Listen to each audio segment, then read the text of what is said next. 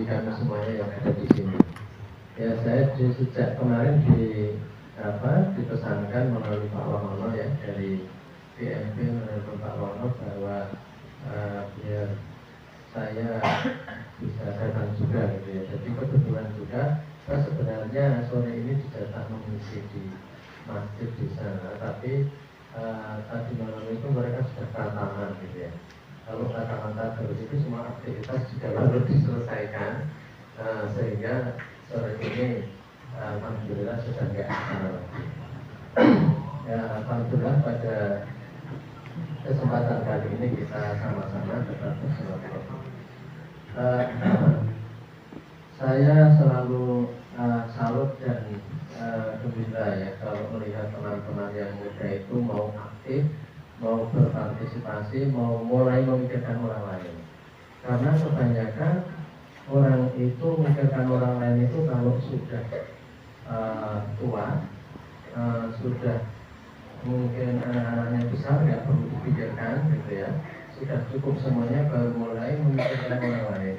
Tetapi teman-teman ini sedari dirinya sendiri saja masih banyak membutuhkan gitu ya, sudah berani untuk memikirkan orang lain. Jadi ini suatu hal yang membuat saya itu ya kagum, kemudian bangga, juga ada ternyum. Karena memang seperti itu.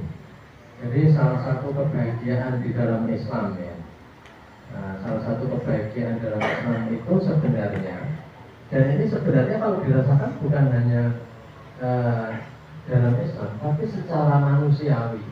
Memang orang yang beraktivitas tinggi, kemudian mencari kesibukan untuk kebaikan, itu akan mendapatkan kebahagiaan itu. Jadi Imam Syafi'i itu mengatakan begini. Imam Syafi'i itu seorang ulama ya, seorang ulama besar. Dia dianggap sebagai ahli hukum Islam pertama yang menteorikan hukum Islam. Jadi Imam Syafi'i itu seorang anak miskin. Dia adalah anak yatim yang semangat belajarnya sangat tinggi sekali. Jadi kalau Imam Syafi'i itu terkenal memberi nasihat-nasihat bagi anak muda untuk menuntut ilmu, untuk meraih prestasi, karena Imam Syafi'i itu mengalami, sehingga apa yang dinasihatkan itu sebenarnya adalah hikmah atau kristalisasi bahasanya anak muda gitu ya, dari perjalanan hidupnya. Jadi Imam Syafi'i itu ketika masih muda itu sangat suka sekali belajar, sampai diberitakan di dalam biografinya, Imam Syafi'i itu kalau siang hari sering pergi ke kantor-kantor pemerintahan ketika itu, ke kantor kekhalifahan. Untuk apa? Untuk mencari kertas bekas. Kertas bekas itu untuk menulis. Karena Imam Syafi'i itu saking miskinnya, jadi tinggal mati bapaknya, sehingga Imam Syafi'i itu untuk belajar itu kertas itu hanya mencari. Jadi setiap hari ketika kantor-kantor buka itu dia mencari kertas-kertas yang dibuat tidak terpakai untuk belajar. Saya kira seminim-minimnya kita, setragis-tragisnya anak sekarang, nggak akan mungkin seperti itu. Tapi Imam Syafi'i sampai seperti itu, dan akhirnya berhasil belajar, dan pada usia belasan tahun, kalau nggak salah 16 tahun, dia mengagumi sebuah kitab yang namanya Kitab Al-Muwatta. Bahkan karena kagumnya dia hafal kitab itu. Nah, ulama-ulama sampai sekarang saya nggak pada hafal kitab itu. Imam Syafi'i itu sangat tahu hafal itu dan langsung terpesona sama penulisnya, dan mengatakan kepada ibunya yang seorang wanita miskin hanya dengan warisan orang tuanya, warisan bapaknya, itu mengatakan, Bu, saya ingin menemui penulis buku ini dan akan menjadi muridnya. Siapa penulisnya? Imam Malik, ulama besar di Madinah. Padahal Imam Syafi'i itu tinggal di Mekah. Gimana cita-citanya terlalu tinggi buat ibunya yang nggak punya.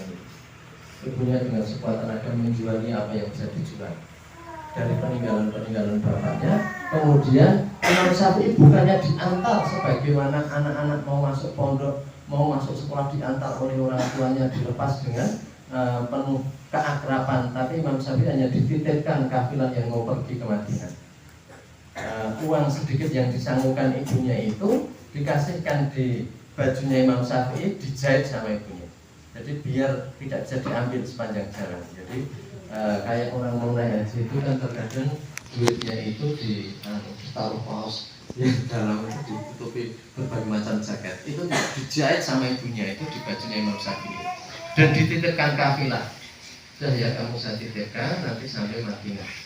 Oke, perjalanan 400 kilo Makkah Madinah itu sini Jakarta, dia hanya dititipkan, nggak ada familinya di sana. Tapi ibunya Imam Syafi'i itu pintar ya, dia minta surat keterangan dari wali kota Mekah bahwa anaknya ini dibawahi surat. Ya mungkin itu anak, kalau sekarang Imam Syafi'i itu pemenang Olimpiade gitu ya. Sehingga minta bupati itu minta surat pengantar, dikasih surat pengantar sama wali kota Mekah. Intinya surat ini nanti dikasihkan ke wali kota Madinah. Jadi Imam Syafi'i di perjalanan hanya sendiri dititipkan. Di tengah jalan ini ada cerita, Imam Syafi'i itu belum besar saja sudah mengislamkan penjahat. Jadi di tengah jalan itu ada perampokan. Kafilah itu semua dirampok. Kemudian Imam Syafi'i itu masih kecil, dia itu ditanya sama perampok itu, bilang katanya, kamu bawa duit nggak? Iya bawa. Di mana? Di sini. Tapi perampoknya nggak percaya karena anaknya nggak meyakinkan untuk punya uang. Cari kira jelas rasa mungkin gitu ya. Sehingga setelah semua hasil rampokan dipersembahkan kepada bosnya hanya duduk di pinggir itu, duduk aja, itu semua anak buahnya yang merampok itu. Mereka langsung nyetor ke bosnya, itu bosnya sudah diambil semua orang sudah. Tapi tadi ada satu anak kecil yang bilang dia punya duit. Kamu ambil nggak? Saya ambil, saya nggak percaya. Anak kecil itu punya duit, entah 200 dirham atau berapa. Bosnya bilang, ambil. Akhirnya betul. Nah, kamu tadi yang bilang punya duit ya? Iya, di mana? Ini dijahit di sini. Diambil betul duitnya. Kemudian ini dikasihkan bosnya itu kaget. Kok ngaku ya dia? Imam Syafi'i di mana namanya suruh ke sini. Ditanya, kenapa kamu kok ngaku? Kalau buat saya saja nggak tahu, kalau kamu bawa duit kok malah kamu ngaku. Ibu saya pesan kepada saya, apa? Kamu harus jujur, jangan pernah bohong. Pesannya jangan pernah bohong. Maka karena ibu saya pesan begitu, ya penjahat yang nanya bawa duit kan saya bilang bahwa akhirnya penjahat itu tertegun gitu ya, bosnya penjahat itu, dan dia insaf kemudian menjadi orang Islam yang baik. Kajiannya sampai Buddha.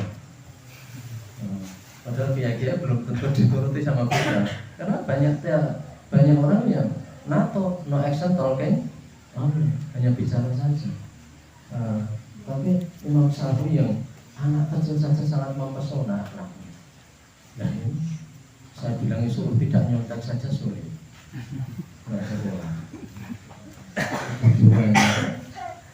Kemarin kita ada tamunya itu pegawai keuangan dan urusan stan, karena orang kampung situ ternyata. Kemarin saya suruh memberi motivasi anak-anak itu, dia bilang salah satu yang diterapkan di sekolah tinggi akuntansi negara itu adalah sekali nyontek dikeluarkan. Dan sekali memang mereka mengurusi duit negara ya, dan duitnya itu bukan hanya sekitar 2 juta, miliar dan triliunan. Berapa itu Pak? Ya pokoknya itu Malaysia taleni karet, taleni rapi ya gitu. Saya kayak gitu ya. Jadi ini untuk memudahkan ini kan. Jadi kembali ke tadi, jadi Imam Syafi'i itu saya selesaikan sampai Imam Syafi'i ketemu Imam Malik ya. Nanti itu hikmahnya besar sekali, karena saya sendiri ingat-ingat terus ceritanya.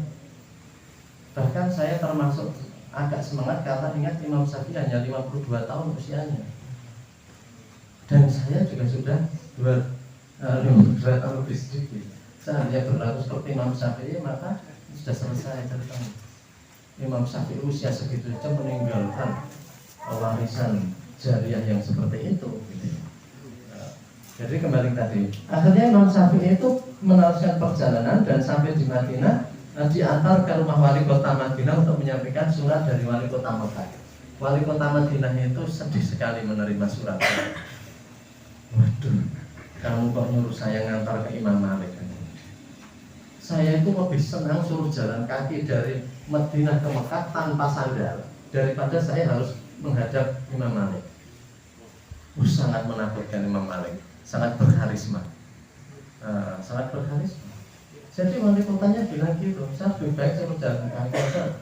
Tapi ya sudah, karena ini kamu sudah di sini, kita berdoa. Semoga nanti kita melewati sebuah kampung dan kena debu-debu kampung itu, semoga dengan itu kita akhirnya diterima oleh Imam Malik.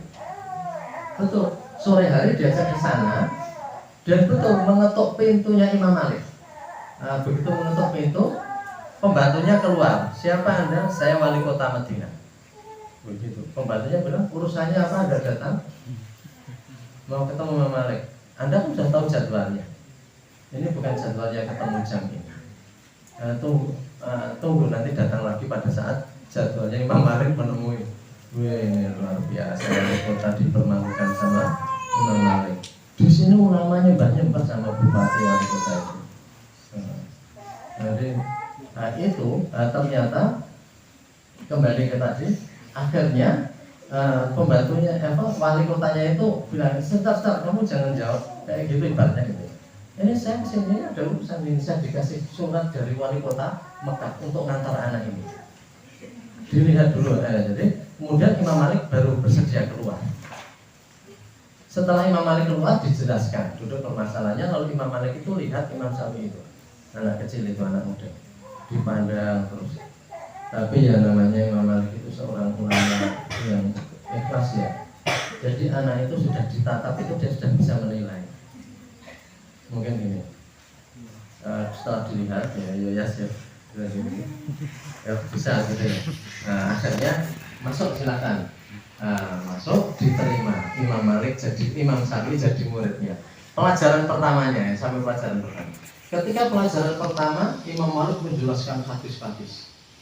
Dan cara menjelaskannya begini. Dari A, dari B, an itu loh hadis. Terakhir dari penghuni kuburan itu. Mesti Imam Malik menunjuk ke arah kuburan karena itu di Masjid Nabawi dan Rasulullah dimakamkan di situ. Terakhir, dan dari penghuni kuburan itu telah bersabda. Penghuni kuburan yang bersabda itu Rasulullah. Selalu gitu. Imam Syafi'i itu nggak nyadar, tapi ngambil ludah pakai tangannya, lalu main-main ditinggal gini, pakai ludah gini. Setelah selesai pelajaran itu, Imam Syafi'i dipanggil oleh Imam Malik, disebut Muhammad, apa kamu lakukan? Kamu jangan gitu. Kalau saya ajar kamu jangan main-main. Kamu harus memperhatikan. Saya ngajar tadi kamu main-main ludah di atas tikar. Lalu Imam saya jelaskan, wahai Imam Malik, ini saya tidak main-main ludah. Saya ini tidak punya kertas, sehingga apa yang kau ucapkan tadi saya tulis pakai ludah itu di atas tikar agar saya bisa ingat. Coba kalau betul itu, ulangi apa yang saya ajarkan. Puluhan hadis suruh ngulangi.